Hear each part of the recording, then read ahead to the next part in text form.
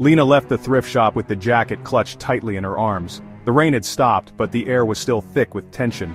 She knew she had to find out more about the jacket's history. The note had mentioned meeting where it all began, but where was that? Lena decided to start by visiting the library. She spent hours combing through old newspapers and records, looking for any mention of a mysterious jacket. Finally, she found a small article from decades ago about a missing person who was last seen wearing a deep green wool jacket.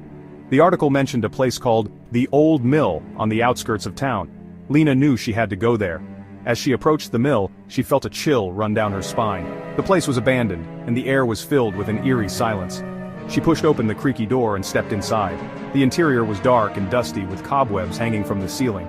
Lena's footsteps echoed as she walked deeper into the mill. Suddenly she heard a noise behind her. She turned around, but there was no one there. Her heart pounded in her chest as she continued to explore. In a corner of the mill, she found an old chest.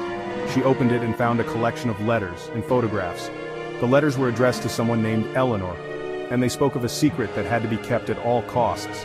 Lena realized that the jacket had once belonged to Eleanor, and that the secret was somehow connected to her disappearance. As she read through the letters, she felt a presence behind her. She turned around and saw a shadowy figure standing in the doorway. The figure stepped forward, and Lena recognized the elderly shopkeeper from the thrift shop. "You shouldn't have come here," he said, his voice filled with regret. "The secret must remain hidden."